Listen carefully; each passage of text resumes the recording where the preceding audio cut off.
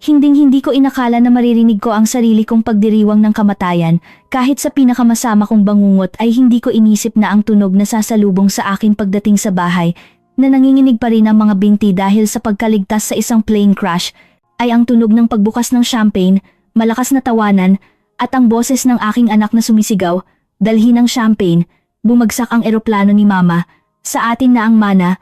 Pakiramdam ko ay nahati ang aking kaluluwa. Ako, na nagbigay ng buhay ko para sa kanya, ay nakikinig kung paano siya nagdiriwang na hindi na ako humihinga. Nanigas ako sa harap ng pangunahing pinto na ang aking damit ay may mansya pa ng lupa at usok mula sa aksidente.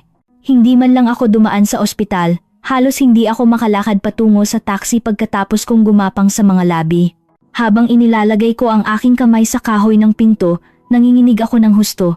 Naisip ko na baka mali ang narinig ko, na baka ito ay isang hindi pagkakaunawaan, na hindi maaaring ipagdiwang ng aking anak ang aking kamatayan.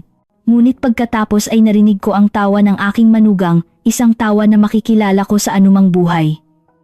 Mag-toast tayo sa kalayaan, sa wakas. At pagkatapos ay ang malakas na tunog ng mga baso na nagbanggaan. Ang tunog na iyon ang tuluyang sumira sa isang bagay sa loob ko. Ngunit bago ako magpatuloy, nais kong magbigay sa iyo ng isang napaka-espesyal na imbitasyon. Mag-subscribe sa channel at iwanan ang iyong like. Nakakatulong ito sa akin na makita na sinusuportahan mo ako at nag-enjoy ka sa aking mga kwento. At magkomento ka sa ibaba kung saang lungsod ka nanonood sa amin. Ngayon, magpatuloy tayo. Pumigil ako sa paghinga, lumapit ako sa hindi nakikitang pader sa likod ng pinto, isang mas malalim na bulong ang nakakuha ng aking pansin. Iyon ay mula sa aking bayaw, ang kapatid ng aking yumaong asawa. Hindi ko inakala na mangyayari ito ng ganito. Pero tingnan mo, mas mabuti ng maaga kaysa sa huli. Ang aking mga daliri ay humigpit sa isang kamao ng napakalakas na naramdaman ko ang aking mga kuko na bumaon sa aking balat. Ang aking anak, ang aking manugang, ang aking bayaw. 3 taon na tinulungan ko sa loob ng maraming taon, nagdiriwang na tumigil na akong umiral. Nagngalit ako ng aking mga ngipin habang ang isang matalim na sakit ay tumagos sa aking dibdib. Anong uri ng halimaw ang pinalaki ko? Anong uri ng ahas ang pinakain ko sa loob ng mahabang panahon?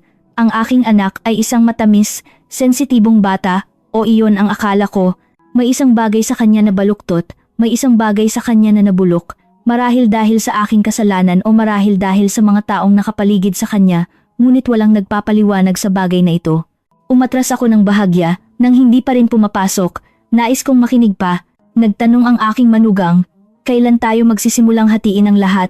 Sumagot ang aking anak ng may naiinip na tono. Bukas na bukas din, tumawag na ako sa abogado. Kung hindi kailanman lilitaw ang bangkay, mas mabuti para sa atin. Kung mayroon akong anumang pagdududa, nawala iyon sa sandaling iyon. Hindi ito shock, hindi ito kaba, ito ay mga plano, sinasadyang mga plano, ang hangin ay naging siksik. Naramdaman ko na hindi ako kayang suportahan ng aking mga binti, ngunit pinilit ko ang sarili kong manatiling matatag. Hindi pa ako makakapasok, hindi nang ganito. Kailangan kong pakinggan ang lahat ng maaari kong pakinggan. Kailangan kong malaman kung hanggang saan ang kabulukan. Ang isa pang lalaki, na may boses na malagkit dahil sa alak, ay nagsabi, "Sinabi ko sa iyo na ipilit mo na sumakay ang iyong mama sa flight na iyon. Kailangan lang ng oras." Tumigil ang aking mundo. Ang aking puso ay lumaktaw ng bigla na nawalan ako ng hininga. Sinasadya pala na ipinilit ng aking anak na sumakay ako sa flight na iyon. Naalala ko ang kanyang pagpilit. Naalala ko kung paano niya ako itinulak na magbiyahe ng mag-isa, sinasabing makabubuti sa akin na magpahinga. Naalala ko ang kakaibang pakiramdam na naramdaman ko nang magpaalam ako bago pumasok sa airport. Naalala ko ang malamig na yakap, ang kawalang interes, ang pagmamadali, ang mga piraso ay nagkakasya ng sabay-sabay. Napakaganda, huli na. Nais kong sumuka, sumandal ako sa pader upang hindi ako matumba. Idinagdag ng aking bayaw, nagduda ako. Ngunit inaamin ko na mas naging maayos ito kaysa sa inaasahan. Tumawa ang aking anak, tumawa. Ay, please, kung hindi na siya makakabuhay ng mag-isa, mag-iiwan siya sa atin ng mga problema. Hindi mana, mamamatay sana ako sa kalungkutan kung hindi ako binigyan ng tadhana ng pagkakataon na marinig siya mismo. Pinunasan ko ang aking mukha ng marumi kong manggas. Ang aking paghinga ay naging mas mabagal, mas kontrolado. Ang aking sakit ay nagsimulang magbago, hindi sa takot, hindi sa kalungkutan, kundi sa isang bagay na hindi ko kailanman naramdaman para sa sarili kong dugo. Galit, Isang galit na napakalalim na nagpatigil sa pagkakayuko ng aking likod, nagpatigil sa panginginig ng aking mga binti, at nagpatigil sa aking kaluluwa na magmakaawa para sa pagmamahal kung saan mayroon lamang kawalan. Tumayo ako, huminga ng malalim, at binuksan ang pinto. Hindi ko ito itinulak ng malakas. Dahan-dahan ko itong binuksan ng sinasadya, na para bang nais kong bigyan sila ng pagkakataon na maramdaman ang takot na lumalaki bawat segundo. Ang musika ay biglang tumigil, ang mga tawa ay namatay sa kanilang mga lalamunan. Ang kanilang mga mata, ang sarili kong mga kamag-anak ay nanlaki na para bang nakakita sila ng multo. Ang aking manugang ay naghulog ng baso na nabasag sa sahig. Ang aking bayaw ay umatras na para bang nakakita ng aswang. At ang aking anak ay namutla na parang plaster. Mama, nauutal siya. Hindi maaari. Nagsimula silang sumigaw, tatlo sila. Mga sigaw ng takot, kawalang paniwala, kasalanan, terorismo. Humakbang ako sa loob ng bahay, isa lang. Sapat na para maunawaan nila na hindi ako patay. Sapat na para manlamig ang kanilang dugo. At sa pinakamahinahon na boses na ginamit ko, sinabi ko, "Huwag kayong mag-alala, hindi pa ako dumating upang kunin ang anuman, dumating lang ako upang makinig." Nang umalingaw-ngaw ang aking mga salita sa sala, ang katahimikan na nabuo ay hindi isang normal na katahimikan. Ito ay isang katahimikan na humihiwa, na mabigat, na nagbubunyag. Ito ay ang katahimikan ng tatlong tao na humaharap sa katotohanan. Hindi ako patay at tapos na sila. Ang aking anak ang unang nag-react. Umatras siya, natumba sa isang mababang mesa at muntik ng mahulog. Ang baso ng aking manugang ay basag pa rin sa kanyang paanan, ang alak ay natapon na parang dugo. Ang musika ay napakahina pa rin mula sa speaker ng dining area, isang masayang melodiya na nagpapahirap pa sa lahat. Mama, nauutal siya. Akala namin. Itinaas ko ang aking kamay at pinatigil siya nang hindi itinaas ang aking tono. Huwag kang magsalita muna. Gusto kong makita kung ano ang iimbentuhin ng iyong puso bago magsimulang magsinungaling ang iyong dila. Ang aking manugang ay naglagay ng kamay sa kanyang dibdib, nagkukunwari ng pagkamangha, awa, maging ginhawa. Pinagmasdan ko siya ng may katumpakan ng isang surgeon, walang luha ang kanyang mga mata. Ang kanyang paghinga ay hindi mabilis. Ang kanyang tindig ay hindi tulad ng isang taong nagpapasalamat sa aking kaligtasan. Ito ay ang tindig ng isang aktres, isa pa sa aking buhay. Biyenan, sabi niya ng may nanginginig na boses, "Salamat sa Diyos, hindi ako makapaniwala, akala namin ang pinakamasama." Ang pinakamasama, putol ko sa kanya, o ang pinakamahusay. Siya ay natigilan, ang aking anak ay napakuyom ng labi, ang aking bayaw ay umiwas ng tingin. Ang amoy ng bagong bukas na champagne ay nagpapuno pa rin sa hangin. May isang mesa na may mga appetizers, isang cake, at mga baso na handa ng ipamahagi, masayang musika. Hindi ito isang kapaligiran ng trahedya.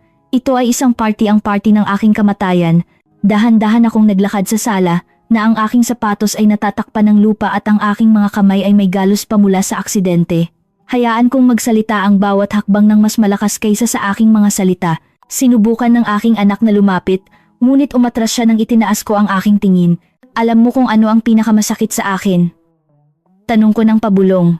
Ang aking anak ay lumunok, ang aking manugang ay humigpit ang kamay ng aking bayaw, ang tatlo ay nakayuko na para bang mga bata na nahuling nagnanakaw.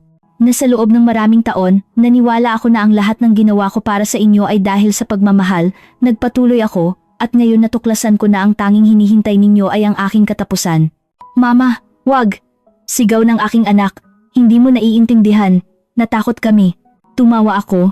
Isang mapait sirang tawa. Ah, oo. Sa loob ay wasak kayo habang nagtutoast. Bumulong ang aking bayaw. Ito ay isang hindi pagkakaunawaan. Tiningnan ko siya. Isang hindi pagkakaunawaan. Sino ang nagsasabing, mas mabuti ng maaga kaysa sa huli kapag iniisip na ang isang taong mahal mo ay namatay?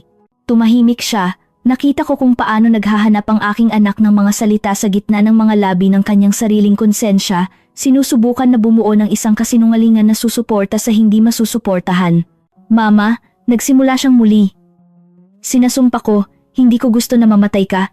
Kinakabahan lang ako, hindi ko alam kung ano ang iisipin. Sumandal ako ng bahagya, pinagmamasdan siya ng may parehong pag-iingat kung paano sinusuri ang isang nasugatang hayop na maaaring kumagat. Sabihin mo sa akin ang isang bagay, anak, bulong ko. Kinabahan ka ba na bumagsak ang eroplano o kinabahan ka na nakaligtas ako? Ang aking tanong ay tumagos sa kanya na parang kutsilyo.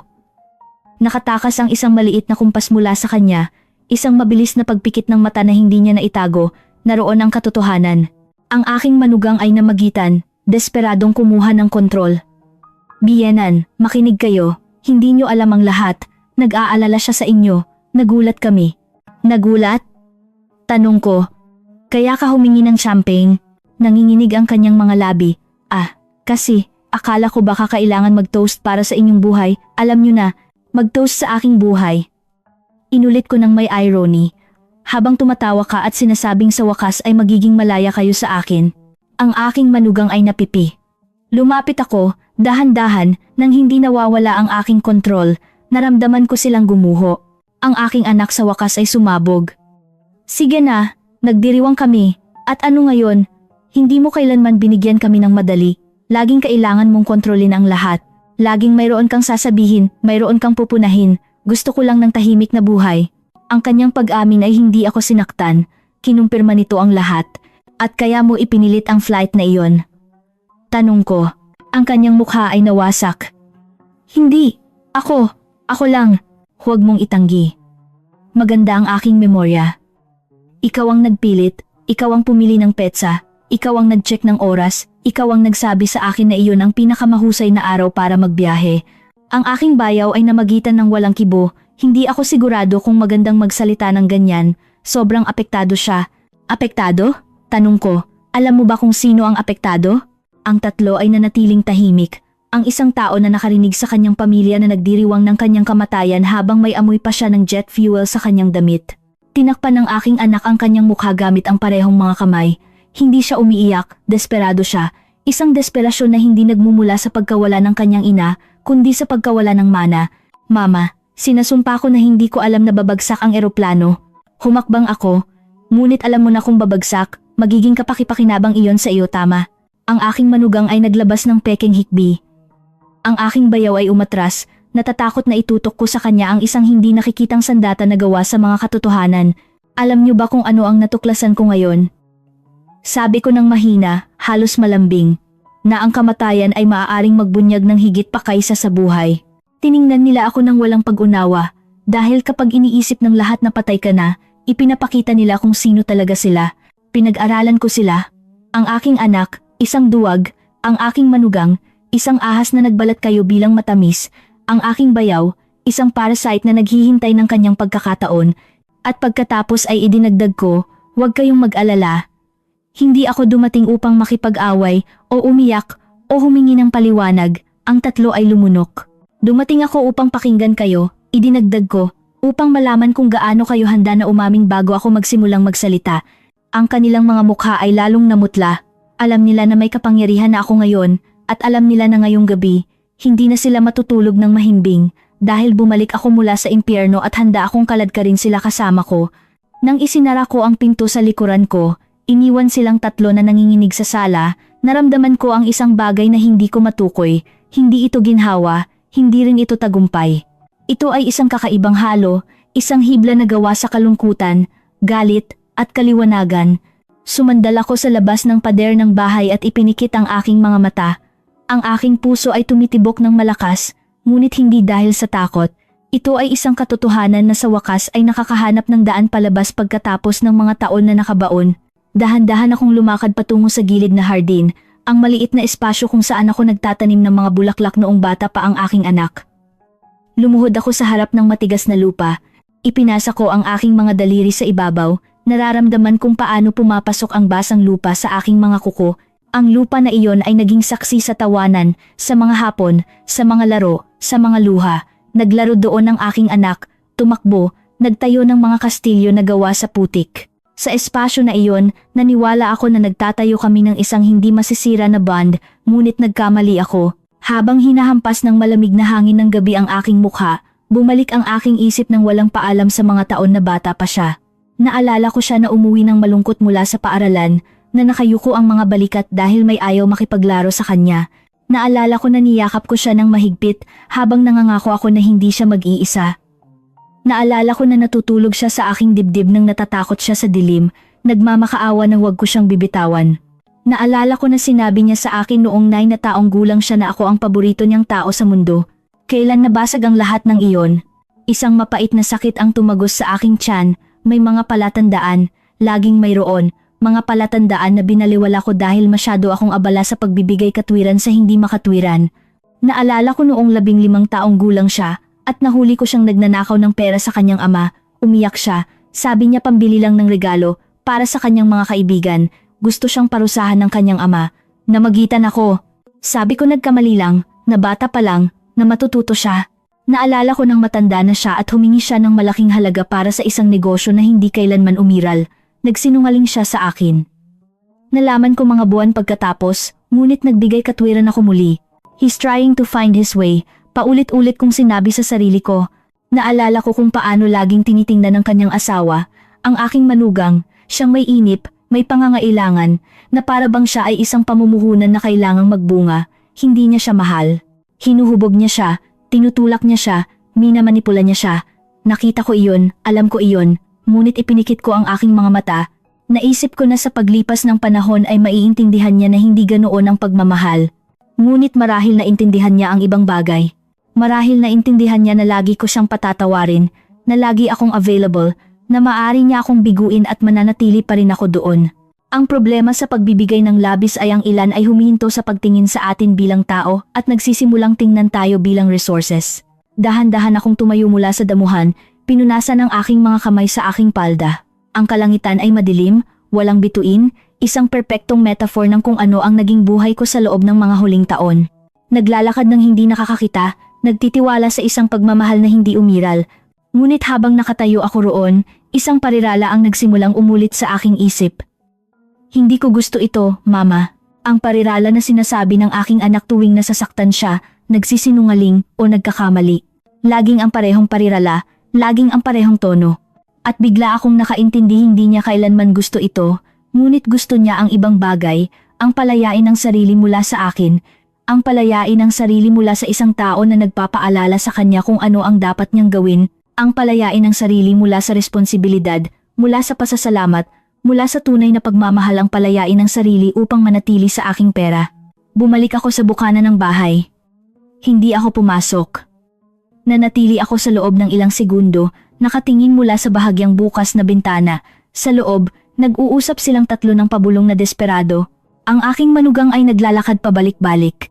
Gusto umalis ng aking bayaw. Ang aking anak ay nakaupo na nakahawak sa kanyang buhok, bumubulong ng mga salita na hindi ko maintindihan. Hindi siya umiiyak dahil sa akin, umiiyak siya dahil sa takot at dahil sa pera. Ang larawang iyon ay tumama sa akin na parang isang malamig na alon. Pinilit ko ang sarili kong lumayo. Kailangan kong iproseso ang nangyari nang hindi nila ako nakikitang nasira. Naglakad ako patungo sa kalye. Ang gabi ay ganap na tahimik. Ang katahimikan na iyon ay nag-imbita sa akin na alalahanin ang mga bagay na matagal ko nang inilibing. Naalala ko ang aking yumaong asawa, isang mabuting tao, masipag, na nagmahal sa aming anak ng may simpleng ngunit matatag na pagmamahal. Nakikita niya ang mga bagay na hindi ko nakikita. Maraming beses na sinubukan niya akong bigyan ng babala. Nilalayaw mo siya ng labis, binibigyan mo siya ng lahat ng hindi niya kinikita. Balang araw, sasaktan ka niyan. Nagagalit ako kapag sinasabi niya ang mga bagay na iyon.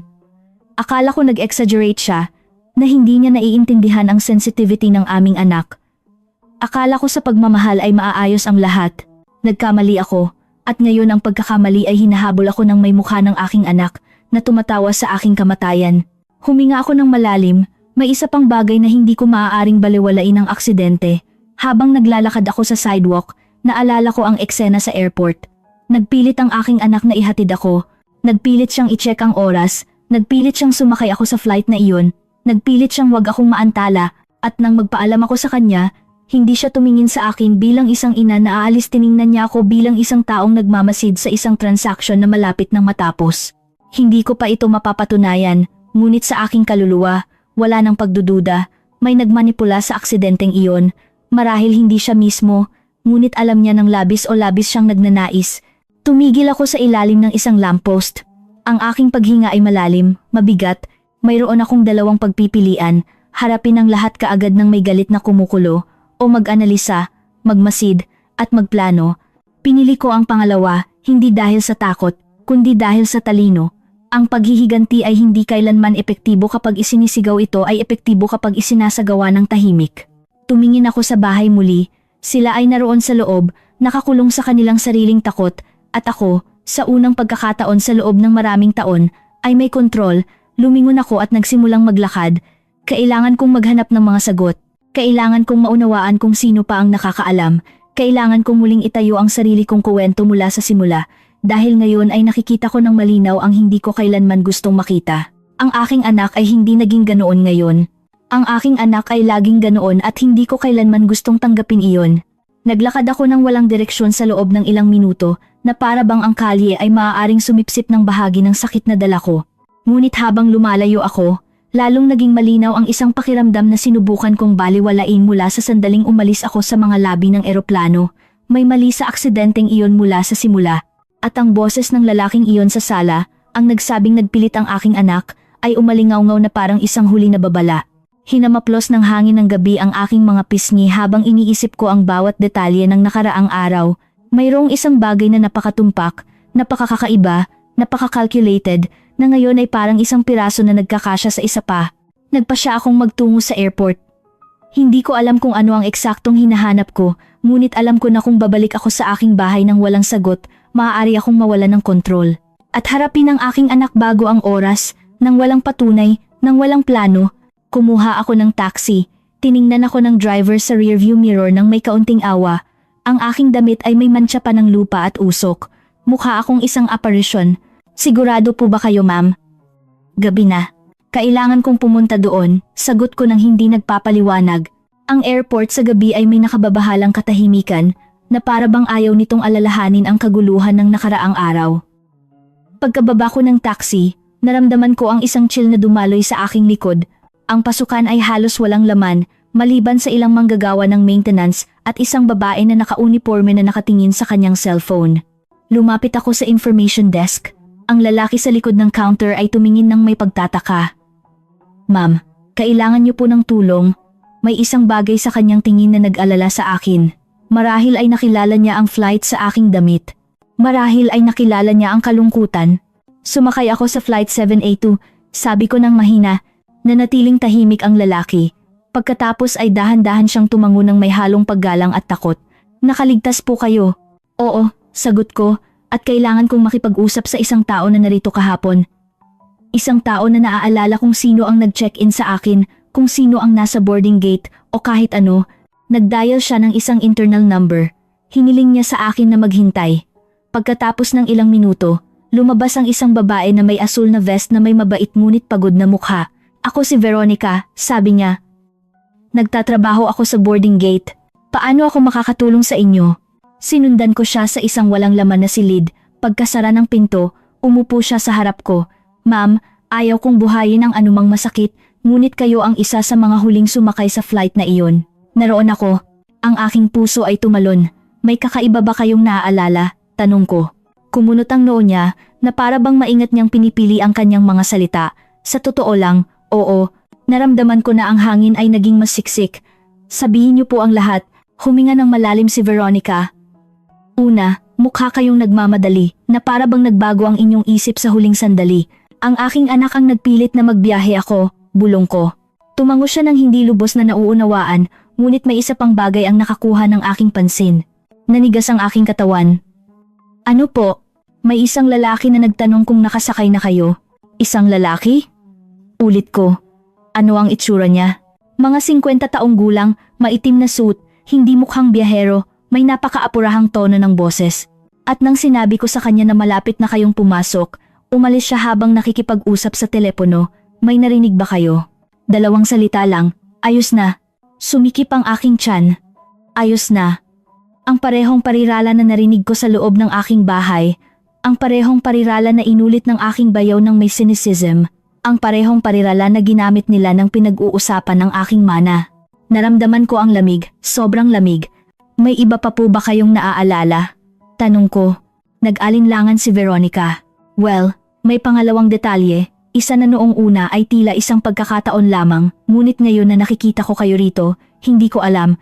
Sabihin niyo po, 1 linggo bago iyon, nagpatuloy siya, may tumawag na nagtanong tungkol sa flight na iyon. Nagtanong kung ligtas ba, kung may mga report ba ng mga failure sa trajectory, kung magkakaroon ba ng mga delay. Noon, naisip ko na isang nerbiyosong pasahero, ang aking puso ay tumibok ng malakas. Nag-iwan ba siya ng pangalan?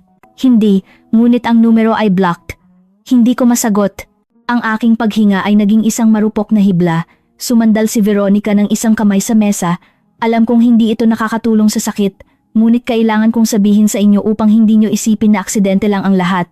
Tinakpan ko ang aking mukha gamit ang parehong mga kamay. Hindi ako umiyak, ako ay higit pa sa mga luha. Nang umalis ako sa airport, ang aking isip ay isang whirlwind, isang lalaki na nagtatanong tungkol sa akin, may nag-iimbestiga sa flight, ang aking anak na nagpilit sa petsa, ang aking bayaw na nagsasabing mas mabuti ng maaga kaysa sa huli, ang aking manugang na nagtutoast at sinasabing sa wakas, at ang aksidente na hindi dapat may nakaligtas. Tumigil ako sa tabi ng isang haligi upang mabawi ang aking hininga, ang amoy ng airport ay nagpaikot sa aking tiyan, ang aking ulo ay umiikot. Hindi iyon aksidente, hindi iyon naging aksidente, marahil hindi na kailanman. At pagkatapos, na para bang nais ng tadhana na ilagay ang huling piraso ng puzzle, narinig ko ang aking pangalan. Mercedes. Mabilis akong lumingon. Isang maliit na babae, na may tungkod at ang mukha ay may marka ng bahagyang mga pilat, ang nakatingin sa akin na para bang nakakita ng multo. Kayo po ba ay nasa flight na iyon? Tanong niya. Ang aking puso ay tumibok ng malakas. Oo, siya ay lumunok. Napatigil ako, siya ay isa pang nakaligtas. Kailangan ko kayong makausap, idinagdag niya ng nanginginig. Hindi aksidente na bumagsak ang eroplano na iyon. At ikaw, kailangan mong malaman kung ano ang nakita ko bago kami lumipad. Tumigil ang mundo. Ano ang nakita niyo? Tumingin siya sa paligid ng nerbiyoso. Isang pag-uusap, isang lalaki na nakikipag-usap sa telepono. Inulit niya ang pangalan niyo. Sinabi niya na handa na ang lahat para hindi na kayo makabalik. Nanindig ang balahibo ko. Maari niyo bang ilarawan ang lalaking iyon? Huminga ng malalim ang babae. Maari akong gumawa ng mas mahusay. Inilagay niya ang kanyang kamay sa kanyang handbag at kumuha ng isang maliit na kwaderno. Maaari ko siyang iguhit. Ako ay isang portrait artist. Umupo siya sa isang bangko, nagsimula siyang gumuhit ng mabilis, tumpak at tiyak na mga linya. Nang ibaling niya ang kwaderno sa akin, naramdaman ko na huminto ang aking puso. Nakikilala niyo po ba? Tanong niya. Nakilala ko siya. Diyos ko, paano ko siya nakilala? Siya ay isang taong nasa aking bahay daan-daang beses. Isang tao na pinakain ko, tinulungan, pinakinggan. Isang tao na hindi ko kailanman pagdududahan. Siya ang aking bayaw. At sa larawang iyon sa harap ko, naunawaan ko na hindi lang ako ipinagkanulo, sinubukan nila akong patayin. Bumalik ako sa bahay na naglalakad na parang hindi na akin ang aking mga binti. Ang drawing ng mukha ng aking bayaw ay patuloy na nag-aapoy sa aking mga kamay. Nakikita ko siya ng paulit-ulit tuwing kumukurap ako. Siya ay nasa airport. Siya ang nagtanong tungkol sa akin. Siya ang nagsabing, ayos na. Siya, ang aking bayaw, ang kapatid ng lalaking minahal ko, ang tiyuhin ng aking anak, ang taong sa loob ng maraming taon ay kumain sa aking mesa, uminom ng aking kape, at tumawa sa aking sala. Siya ay naging isang mahalagang piraso upang hindi ako makabalik ng buhay. At kung naroon ang aking bayaw, kung siya ang gumawa ng mga hakbang, kung siya ang nakipag-usap sa telepono, kung gayon hindi siya kumikilos ng mag-isa. May iba pang nakakaalam ng plano, isang taong nakinabang, isang taong nagdiwang kaagad ang aking anak. Pagdating sa bahay, hindi ako dumaan sa pangunahing pinto. Ayaw kong malaman nila na bumalik ako. Umikot ako sa bahay ng tahimik, na ang aking puso ay tumitibok sa aking mga tadyang, at lumapit ako sa isang bahagyang bukas na bintana. Mula roon, narinig ko ang mga boses na patuloy na nagtatalo sa loob. Sinabi ko sa iyo na huwag nating ipagdiwang ng maaga, sigaw ng aking anak. Ang kanyang boses ay sirang-sira na parang ang takot ay nagsisimulang sumakop sa kanya. At ano ang gusto mong gawin ko? Tanong ng aking bayaw. Ikaw mismo ang nagsabi na imposible na may makaligtas sa aksidenteng iyon. Nanginginig ang aking puso, sinabi niya ang keyword imposible. Hindi mo dapat siya pinilit na magbiyahe. Iginiit ng aking bayaw, sobrang halata iyon. Ikaw ang nakipag-usap sa lalaking iyon sa airport. Sumigaw ang aking anak. Huminto ang aking paghinga. May isa pang lalaki na kasangkot, may iba pa. Ang aking manugang ay sumingit sa usapan. At ano na ang gagawin natin ngayon? Kung buhay siya, mawawala sa atin ang lahat. Hindi lang ang mana, imbestigahan tayo. Sumigaw ang aking anak ng desperado. Tumahimik ka, wag mong sabihin yan. Iyon ang sandaling naramdaman ko ang isang bagay na umaakyat sa aking lalamunan, isang halo ng sakit, galit, at kaliwanagan. Hindi lang ito ideya ng bayaw, Hindi lang ito ideya ng aking anak. Ang ideya ay nagmula sa kanya, sa aking manugang. May isang bagay sa loob ko ang nag-aapoy. Hindi na ito takot, ito ay isang mas malamig na apoy, hustisya. Dahan-dahan akong lumayo sa bintana bago nila ako makita na nasira. Hindi ako maaaring patuloy na makinig. Hindi dahil masakit-masakit, oo. Ngunit ang kailangan ko ngayon ay hindi mas maraming kalungkutan, kundi diskarte. Naglakad ako patungo sa harap ng bahay. Ang sariwang hangin ay humampas sa aking mukha. Ipinikit ko ang aking mga mata at huminga ng malalim. Dumating na ang oras. Ngunit bago ako magpatuloy, sabihin mo sa akin dito sa mga komento kung ano ang iniisip mo sa kwentong ito hanggang ngayon at kung ano ang gagawin mo sa aking kalagayan. Huwag kang aalis sa video dahil ang susunod na bahagi ay magpapataas ng balahibo mo. Nang idilat ko ang aking mga mata, lumakad ako patungo sa pangunahing gate. Naroon si Aling Clara, ang aking kapitbahay, na nakabalot sa isang robe, nakatingin sa aking bahay ng may ekspresyon na naghalo ng takot at pag-usisa. Mercedes, bulong niya nang makita niya ako. Sinasabi nila na ikaw, buhay ako. Sagot ko nang hindi pinalalambot ang tono. At kailangan ko kayong makausap. Agad niyang binuksan ang gate at hinawakan ako sa braso na parabang natatakot siyang mawala ako muli. Pumasok ka. Naghanda ako ng tsaa. Akala ko hinding-hindi na kita makikita. Pumasok ako sa kanyang bahay, kung saan ang lahat ay tahimik, mainit, halos normal. Dinala niya ako sa dining room habang nagtitimpla siya ng tsaa, nanginginig ang kanyang mga kamay. Mercedes, may sasabihin ako sa iyo, isang bagay na narinig ko, ngunit hindi ko alam kung sasabihin ko sa iyo, natatakot ako. Sumikip ang lalamunan ko. Sabihin mo sa akin ang lahat, Clara, pakiusap. Umupo siya sa harap ko, huminga ng malalim, at ibinaba ang kanyang tingin. 2 linggo na ang nakakaraan, pumunta rito ang manugang mo upang makipag-usap sa akin. Naramdaman ko na huminto ang aking puso muli. Sinabi niya, nagpatuloy si Aling Clara, na nag-aalala siya sa kalagayan ng iyong isip, na nakakalimutan mo ang mga bagay, na kumikilos ka ng kakaiba, na baka kailangan mo ng tulong o maging. Lumunok si Aling Clara, isang legal guardian. Umiikot ang mundo sa akin, gusto nila akong ideklara na hindi na may kakayahan. Tumango si Aling Clara, hiniling niya sa akin na kung makakita ako ng anumang kakaiba sa iyo, i-report ko. Nag-alok pa siya sa akin ng pera. Umalis ng tingin si Aling Clara ng may kahihiyan. Siyempre hindi ko tinanggap, ngunit ngayon naiintindihan ko kung bakit. Ang aking puso ay tumibok ng marahas. Sinubukan nila akong patayin, ngunit bago iyon, sinubukan nilang alisin ang aking kalayaan, ang aking pangalan, ang aking mana. Bumuntong hininga si Aling Clara, at hindi lang iyon. Isang chill ang dumaloy sa aking likod. Ang iyong anak ay kasama niya, at may sinabi siyang kakilakilabot. Sabi niya, kung hindi mag-fail ang legal part, magfa-fail ang travel part. Hindi ko naintindihan noon, ngunit ngayon, tinakpan niya ang kanyang bibig. Ngayon naiintindihan ko na ang lahat. Ang aking paningin ay lumabo sa isang sandali, hinawakan ni Aling Clara ang aking mga kamay. Mercedes, makinig ka. Alam kong masyadong masakit ito, ngunit kailangan mong kumilos. Kung maghinala sila na may alam ka, maaari silang sumubok ng mas masahol pa. Hindi ako nag-alinlangan. Hindi nila susubukan, sagot ko nang may katiyakan na hindi ko naramdaman sa loob ng maraming taon. Hindi sila magkakaroon ng pagkakataon. Tumayo ako. Tiningnan ako ni Aling Clara ng may takot. Ano ang gagawin mo? Ang hindi ko kailanman ginawa sa aking buhay, sagot ko. Protektahan ang sarili ko mula sa sarili kong pamilya. Huminga ako ng dahan-dahan. Clara, kailangan ko ang mga pangalan ng lahat ng taong narinig mong nagtatalo sa kanila. Kailangan ko ng mga petsa, mga komento, kahit ano. Kailangan ko ng mga saksi. Kailangan ko ng patunay. Tumango siya ng walang pag-aalinlangan. Anumang kailangan mo, Mercedes, tutulungan kita. Habang binibigyan niya ako ng isang folder ng lumang mga tala, mga bagay na naitala niya nang hindi alam na magiging mahalaga ang mga ito, naunawaan ko ang isang bagay ng mas malinaw kaysa kailanman. Ang tatlo ay naghukay ng sarili nilang libingan at kailangan ko lang ipakita sa mundo kung nasaan ang pala. Lumapit ako sa bintana at tumingin sa aking bahay, kung saan ang mga ilaw ay nakabukas at ang mga anino ay gumagalaw pabalik-balik. Naisip ko ang bata na ako, ang ina na naging ako, ang pagmamahal na ibinigay ko ng walang pag-aalinlangan, at naunawaan ko sa wakas kung sino ako ngayon. Hindi isang biktima, hindi isang nakaligtas, isang babae na sinubukan nilang patayin at bumalik upang wasakin silang lahat. Ang unang domino ay handa na para bumagsak.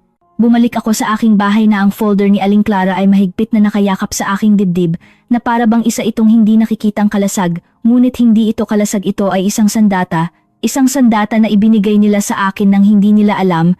Sa bawat iresponsableng komento, bawat kasinungalingan, bawat plano na binigkas ng masyadong malakas, ang paglalakad patungo sa aking pinto ay naramdaman na iba. Dati, ito ang bahay kung saan nakatira ang pamilya na inakala kong mayroon ako. Ngayon, ito ang pinangyarihan ng isang krimen. Hindi ang aking kamatayan, hindi nila iyon nagawa, kundi ang pinakamalalim na krimen, ang pagbura sa akin sa kanilang mga puso matagal bago nila sinubukan na burahin ako sa buhay. Hindi ako pumasok kaagad. Nanatili ako sa harap ng pinto sa loob ng ilang segundo, nakikinig, nagtatalo silang lahat sa loob. Ang kanilang mga boses ay pinalambot, ngunit ang malinaw na mga salita ay naririnig tulad ng problema, sirain, pulis, plano. Ang marinig silang nagpapanik ay bahagya lamang na consolation, ngunit hindi ito sapat, hindi pa. Bago ako pumasok, nagdial ako ng isang numero sa aking telepono. Ito ay isang tao na hindi ko nakita sa loob ng maraming taon, ngunit ang profesionalismo niya ay hindi ko kailanman nakalimutan. Attorney Laura Ocampo, isang criminal lawyer. Siya ay isang malapit na kaibigan ng aking yumaong asawa, bagamat wala siyang kailanman kaugnayan sa aking anak o manugang. Kung may sinumang makakahawak sa sitwasyong ito ng walang takot, siya iyon. Sinagot niya ang tawag sa ikatlong ring. Mercedes? Tanong niya nang may kawalang paniwala. Ikaw ba iyan? Narinig ko ang tungkol sa aksidente. Buhay ako, Laura, at kailangan kitang makita. Ayos ka ba? Hindi, sagot ko nang may lamig, ngunit kailangan mo akong tulungan upang ang mga gumawa nito ay hindi rin maging ayos. Nagkaroon ng katahimikan, at pagkatapos ay, sabihin mo sa akin kung nasaan ka. Pupunta ako kaagad. Itinago ko ang telepono at huminga ng malalim, pumasok ako. Ang tatlo ay natigilan nang makita nila ako sa sala. Ang aking anak ay mukhang mas maputla kaysa dati.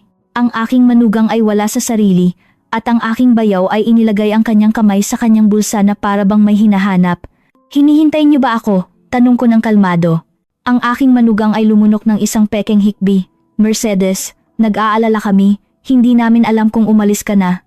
Hindi ako umalis, sabi ko, at hindi ako aalis hanggang sa matapos natin ito. Ang tatlo ay nanigas. Malinaw na hindi nila alam kung paano mag-react sa isang taong wala ng takot. Kailangan kong malaman ang totoo, idinagdag ko, at binabalaan ko kayo ngayon. Kung magsisinungaling kayo, malalaman ko. Humakbang ang aking anak patungo sa akin nang may nabasag na boses. Mama, pakiusap, wag mo nang pahirapan pa ito. Mahirap na makaligtas sa impact, sagot ko. Mahirap na gumapang sa gitna ng mga silang upuan, marinig ang isang bata na sumisigaw para sa kanyang ina habang sinusubukan kong malaman kung buhay pa ako.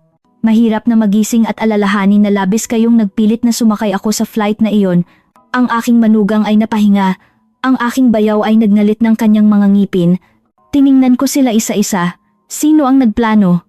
Isang makapal na katahimikan ang bumagsak sa sala. Ang aking anak ay nagbukas at nagsara ng kanyang bibig, ngunit walang lumabas na tunog. Ang aking manugang ay tumingin sa ibaba, ngunit ang kanyang mabilis na paghinga ang nagbunyag sa kanya. Ang aking bayaw ay umatras, sinusukat ang distansya patungo sa pinto.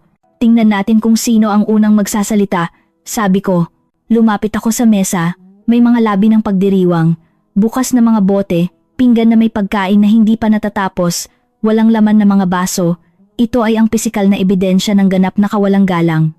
Pagkatapos ay hinawakan ko ang gilid ng isa sa mga bote. Kawili-wiling pagpili, komento ko. Imported champagne. Hindi nyo binibili para sa aking kaarawan. Nagbukas ang bibig ng aking manugang, ngunit hindi ko siya pinayagan na magsalita. Masaya akong nag-toast kayo ng may masarap na alak, nagpatuloy ako. Iyon ang huling magandang bagay na maaalala ninyo bago bumagsak ang lahat. Nagalit ang aking anak. Ano ang gagawin mo, mama? Gusto mo bang sirain ang buhay namin? Ang aking boses ay lumabas ng napakatahimik kaya umatras siya. Hindi, anak. Hindi ako dumating upang sirain ang buhay niyo. Tiningnan nila ako ng nalilito. Dumating ako upang ibalik sa inyo ang eksaktong gusto ninyo para sa akin. Ang aking bayaw ay pawis na pawis. Tingnan mo, Mercedes. Ito ay isang hindi pagkakaunawaan. Isang hindi pagkakaunawaan. Aputol ko sa kanya. O isang biyahe na hindi dapat magkaroon ng pagbalik. Umiwas siya ng tingin. Sapat na iyon. Bigla, nag-vibrate ang aking telepono. Si Laura iyon. Nasa labas ako, bulong niya. Ngumiti ako. Perpekto, sagot ko. Lumingon ako sa kanila, gawin natin itong simple. Sa loob ng 5 minuto, ang aking abogado ay papasok sa pintong iyon at maaari kayong makipag-usap sa kanya o sa pulis, kayo ang pumili. Namutla ang aking anak. Tumawag ka sa abogado? Hindi, kinorek ako. Tumawag ako sa pinakamahusay na kilala ko at ang tanging hindi nyo mabibili. Nagsimulang manginig ang aking manugang. Mercedes, sinasumpa ko na ako. Huwag mong subukan, putol ko sa kanya. Hindi ako ang parehong babae na umalis sa bahay na ito patungo sa airport. Ang bumalik ay walang takot. Alam ko na kung sino ang nagsimula ng lahat. Sila ay natigilan. Kailangan may utak, idinagdag ko. Isang tao na kumumbinsi, nagpilit, nagmanipula. Dahan-dahan akong nagtungo sa aking bayaw. Ikaw yon, tama? Umatras siya. Wala kang patunay. Kinuha ko ang folder ni Aling Clara. Oo, mayroon ako. Nanlaki ang mga mata ng aking anak. Ano iyan? Mga patotoo, sabi ko. Mga pag-uusap na narinig ng mga kapitbahay, mga irresponsableng komento na binigkas ng masyadong malakas, mga tala, mga petsa, at kung hindi sapat, mayroon din akong portrait. Agad na namutla ang aking bayaw. Isang portrait ng ano? Tiningnan ko siya ng direkta. Nang iyo sa airport. Bumagsak ang kanyang katawan sa sopa, sumabog ang aking anak. Diyos ko, Tiyo, ikaw ay nasa airport. Hindi sumagot ang aking bayaw, sumigaw ang aking manugang. Baliw ka ba? Isinama mo kaming lahat sa bagay na ito. At sa sandaling iyon, bumukas ang pinto.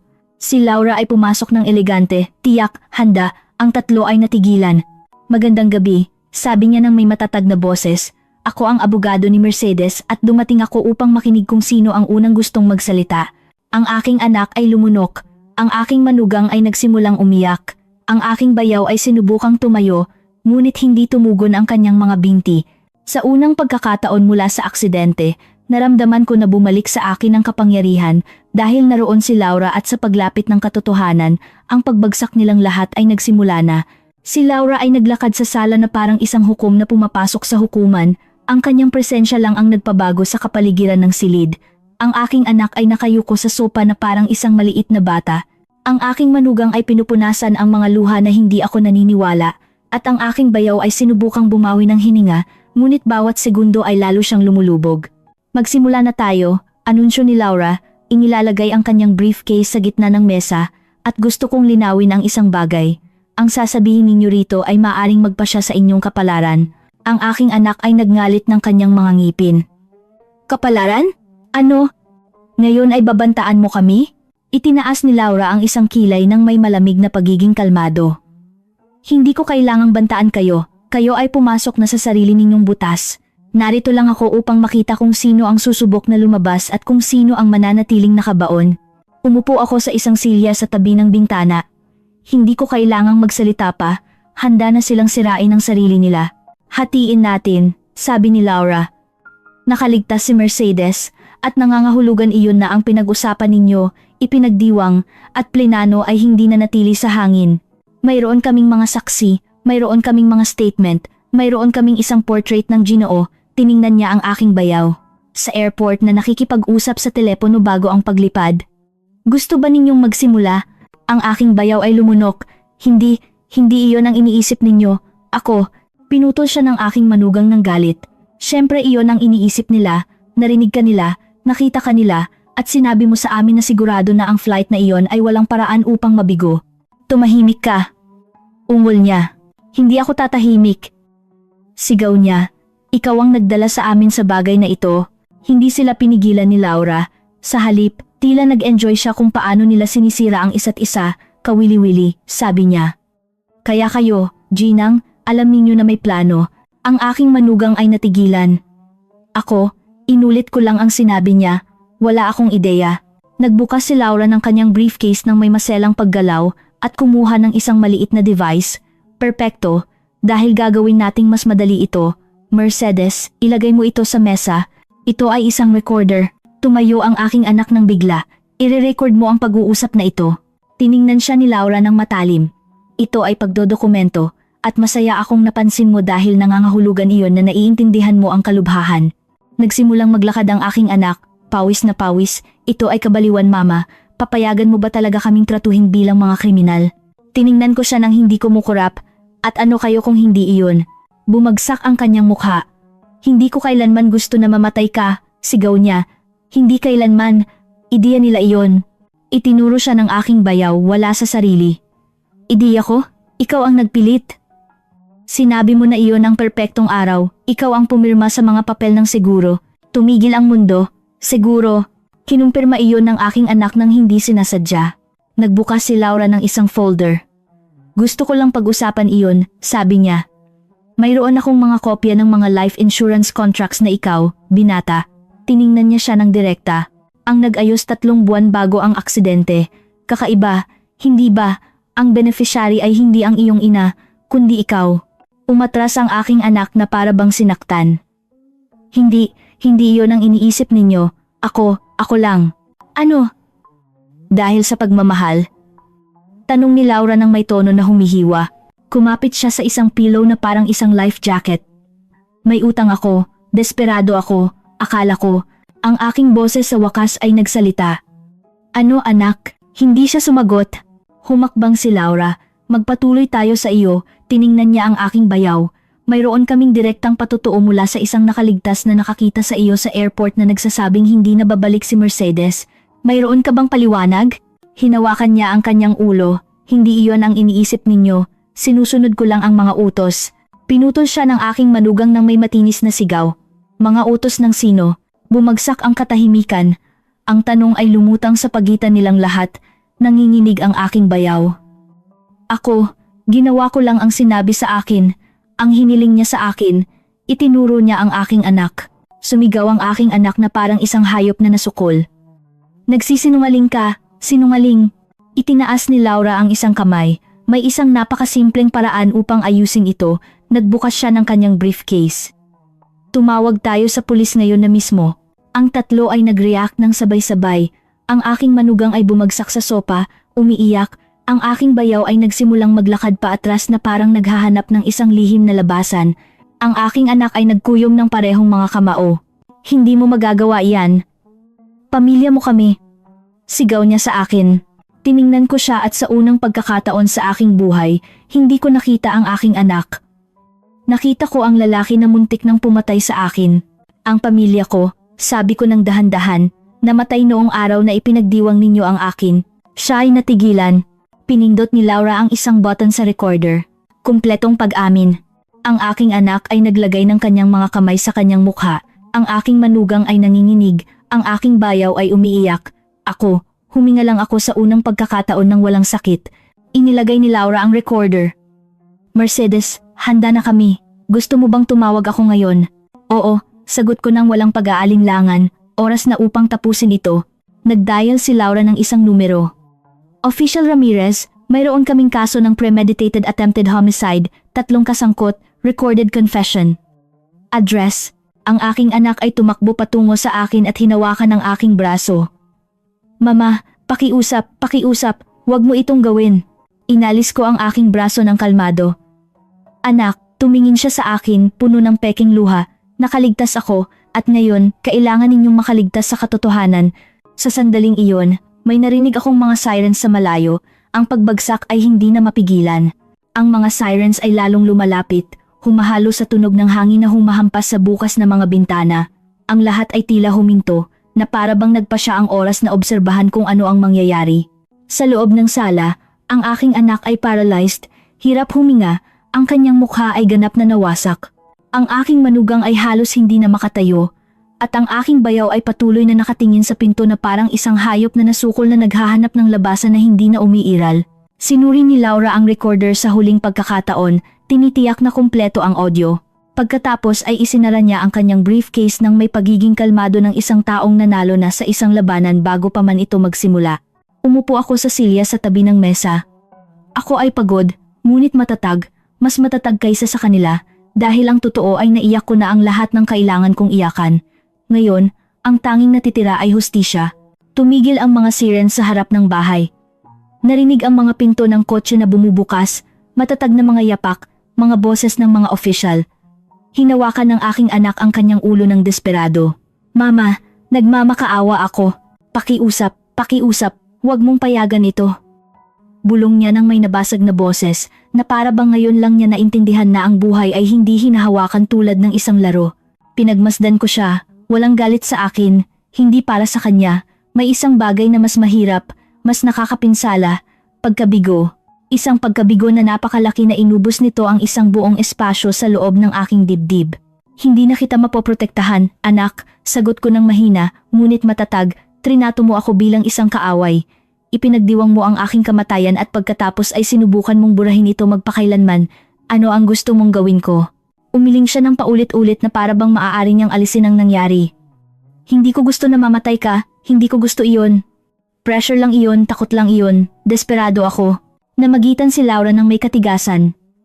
Ang desperasyon ay hindi nagbibigay katwiran sa fraudulent insurance, ang mga tawag sa airport, o ang pagpaplano ng kamatayan ng isang tao. Humakbang ang aking manugang, lumuhod sa harap ko. Hinawakan niya ang aking palda na parang isang life jacket. Mercedes, bahagi ako. Oo, pero hindi ko alam kung hanggang saan aabot ito. Akala ko para lang masigurado namin. Tiningnan ko siya ng malamig. Sinabi mo na sa wakas ay magiging malaya kayo. Paalala ko sa kanya at na ang pinakamahusay sa lahat ay ang mana.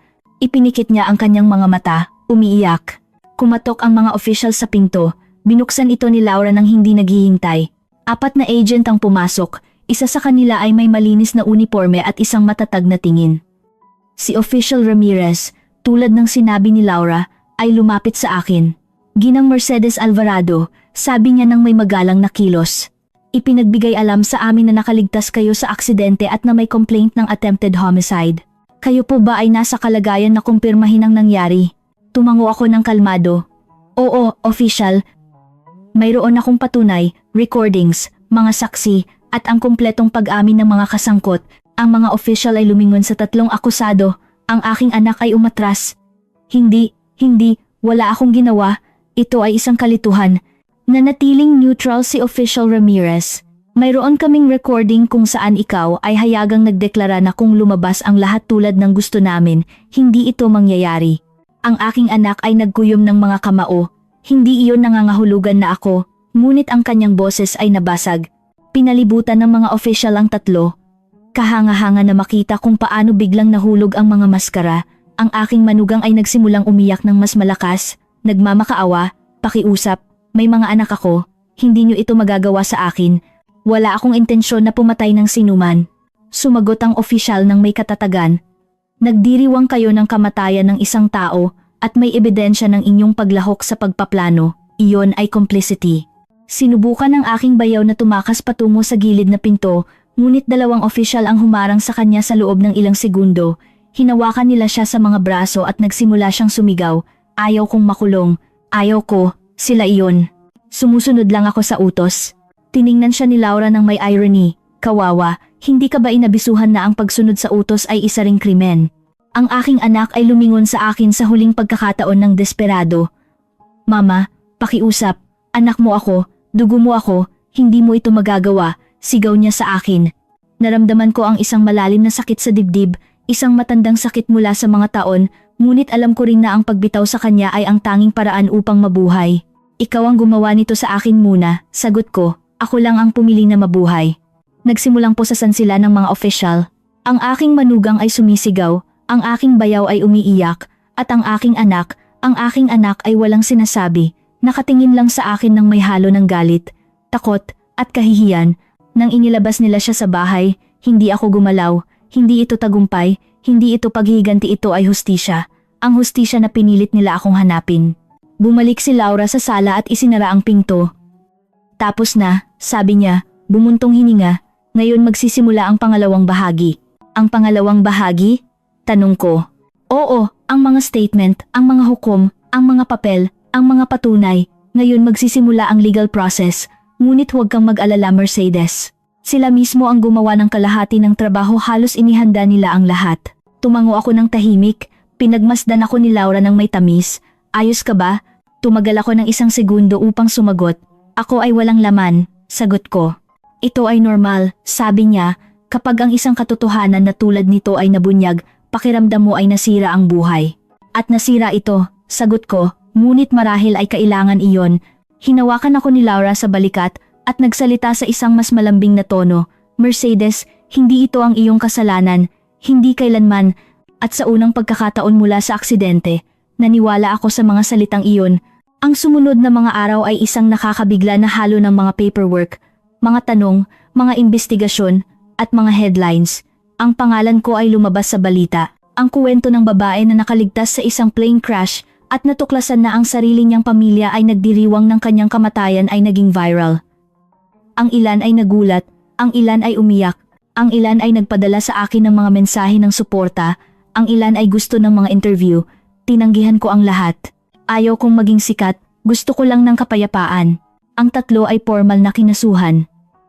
Premeditated homicide sa attempted degree, insurance fraud, criminal conspiracy, obstruction of justice. Hinawakan ni Laura ang lahat ng walang pagkakamali. Siya ay hindi matitinag. Sa panahon ng mga statement, sinubukan ng aking anak na sisihin ang aking bayaw, sinubukan ng aking manugang na sisihin ang aking anak, at sinubukan ng aking bayaw na sisihin silang lahat. Ngunit ang recorder na binuksan ni Laura sa eksaktong sandali ay ang kanilang sentensya. Ang prosecutor's office ay humanga sa kalinawan ng ebidensya. Sa huli, tinanggap nila ang isang plea bargain, ang aking bayaw, 15 taon sa bilangguan. Ang aking manugang, 8 taon para sa complicity, fraud, at obstruction. Ang aking anak, 20 taon, ang may pinakamalaking mawawala, ang pinakamaraming ginawa upang kumita ng pera sa aking kamatayan, ang pinakamaraming alam, ang pinakamaraming nagsinungaling, ang pinakamaraming nagdiwang. Nang nalaman ko, hindi ako umiyak, nanatili akong tahimik na nakatingin sa papel ng sentensya. Kakaiba, napakakaiba. Siya ang aking anak, ngunit sa parehong oras, hindi siya. May isang malalim na sakit, oo, ngunit mayroon ding kalayaan. Isang mabagal, mahirap, at kinakailangang kalayaan. 3 linggo pagkatapos ng paglilitis, pumunta ako sa libingan ng aking asawa. Sinamahan ako ni Laura, si Aling Clara rin. Nagdala ako ng mga puting bulaklak. Lumuhod ako sa harap ng lapida. Hinawakan ang kanyang pangalan gamit ang aking mga daliri. Naramdaman ko ang isang bagay na gumagalaw sa loob ko. Isang bagay na matanda, isang bagay na malungkot. Patawarin mo ako, bulong ko. Tama ka, laging tama ka. Inilagay ni Laura ang isang kamay sa aking balikat. Hindi mo kasalanan na magmahal ng labis. Huminga ako ng malalim, ngunit pagkakamali ko na hindi makita kung ano ang nabubuo. Dahan-dahan siyang umiling, ang magmahal ay hindi pagkakamali, ang magtiwala ay hindi pagkakamali, ang pagkakamali ay ginagawa ng mga sumisira sa ibinigay sa kanila. Ang kanyang mga salita ay tumagos sa akin na parang isang sinag ng liwanag. Nang matapos ang proseso, lumipat ako sa isang maliit na bahay malapit sa dagat. Hindi ito malaki, hindi ito marangya, ngunit ito ay akin at ito ay tahimik. Ang unang mga araw ay nagising akong nagulat na para bang naghihintay na makita ang aking anak na papasok sa pinto upang humingi ng pera, o ang aking manugang na nagbibigay ng utos, o ang aking bayaw na gumagala na parang isang anino. Ngunit walang sinuman, ako lang, at ang tunog ng dagat. Sa unang pagkakataon sa loob ng maraming taon, natulog ako ng walang takot. Natuto akong magluto para sa sarili ko, maglakad sa hapon, magbasa ng walang abala, makinig sa sarili kong mga iniisip, mahalin ang sarili ko. Minsan, umiyak ako, oo, dahil ang pagluluksa para sa isang buhay na anak ay ang pinakamasakit, ngunit naintindihan ko rin ang isang bagay. Ang aking anak ay tumigil sa pagiging anak ko matagal bago ang paglilitis na iyon. Marahil tumigil siya nang mas naging mahalaga ang pera kaysa sa aking buhay, o nang pinayagan niya ang iba na lasunin ang ibinigay ko sa kanya, o nang nagpasya lang siya na ako ay isang balakid. Hindi ko alam. Hinding-hindi ko malalaman. Ang tanging alam ko ay nakaligtas ako. Nakaligtas ako sa aksidente, nakaligtas ako sa pagtataksil, nakaligtas ako sa sakit, at nakaligtas ako sa katotohanan. Isang araw, habang naglalakad ako sa baybayin, tumigil ako upang tingnan ang karagatan. Hinampas ng hangin ang aking buhok, hinaplos ng tubig ang aking mga paa, bukas ang kalangitan. Ipinikit ko ang aking mga mata, huminga ng malalim, at sinabi ng mahina, salamat sa pagbibigay sa akin ng pangalawang buhay, dahil iyon ang mayroon ako ngayon, isang bagong buhay, isang buhay na hindi nila kinuha sa akin, isang buhay na ngayon ay akin lang. At habang lumulubog ang araw sa horizon, naintindihan ko ang iba pa, hindi lang ito hustisya, ito ay muling pagsilang. Pagkatapos ng lahat, pagkatapos ng paglilitis, ang mga statement, ang mga gabing walang tulog, at ang mga katotohanan na nabunyag na parang matatalas na kutsilyo, natagpuan ko ang sarili ko muli. Ako ay 64 taong gulang at ang isang buhay na tila bago, malinis, na parang isang bahay na kakabukas lang pagkatapos ng isang bagyo. Ako ay nag-iisa. Oo, ngunit sa unang pagkakataon sa loob ng mga dekada, ang kalungkutan na iyon ay hindi isang parusa. Ito ay isang espasyo kung saan maaari akong huminga, mag-isip, at umiral ng walang takot. Bumili ako ng isang maliit na bahay malapit sa dagat.